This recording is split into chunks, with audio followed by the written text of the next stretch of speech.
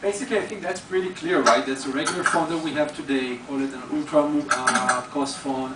And that phone has the regular services. It's well protected, it's protected by the carrier. The services are defined. You have a regular operating system, but that device still requires embedded security.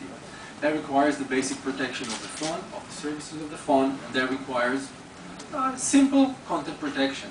But as we move to a more complex environment, and apologies for kind of borrowing from the web 2.0, and we look at something more complex, all of a sudden we have a different kind of device. All of a sudden that device is open much more than the regular carrier services. That is open to third-party application providers. That is open to us downloading information. Now if you look at that, that immediately translates to requirements in terms of security. Because all of a sudden, right now, we have a vulnerability in the device. We have applications that we have downloaded, they're unprotected, untrusted entities, yet we would like our sophisticated device to function. If you look at the type of content that we consume, the content now, for example, in multimedia, all of a sudden it's high definition. HD content requires an extremely robust security. Now, if you look at that, that all translates to deep technological barriers that has to be overcome in order to provide the robustness and the business models which are required for such content. And it doesn't end at this kind of content. There's my own personal content as the end user. It's the enterprise content that needs to be protected. And it's a lot of manageability capabilities into that as well. And we're into a space of Android or Windows or Symbian that again is completely open, and now again new levels of technologies needs to be introduced, something that is called secure execution environment. How do you run protected and important elements within such an open device? And the last point maybe is also is changing as we evolve. And we, as the end user, we would like to use our content, whether personal or entertainment or enterprise, through our devices.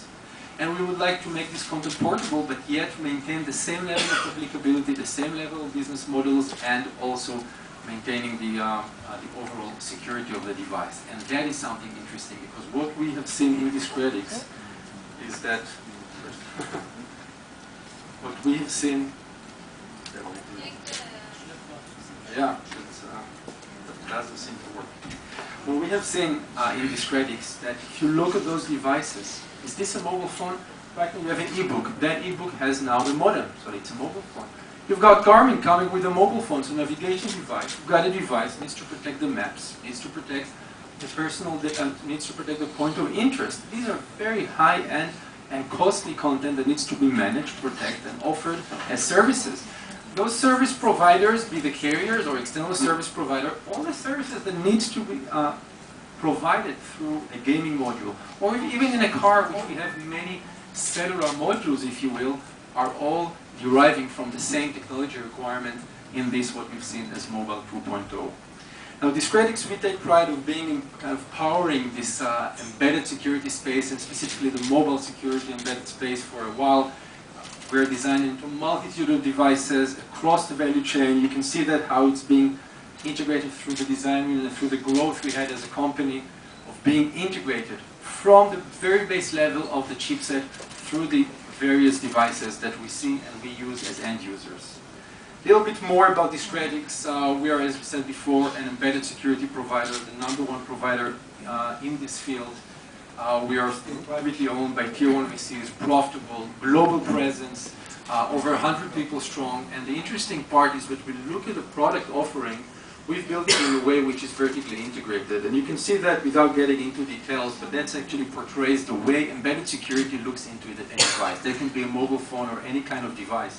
And you can see here it's integrated all the way through the hardware, through a security middleware layer, and then the security applications. And we have 2 business units that run that. One is handling with the chipset providers, and then a separate business unit for the applications. And we are a technology company.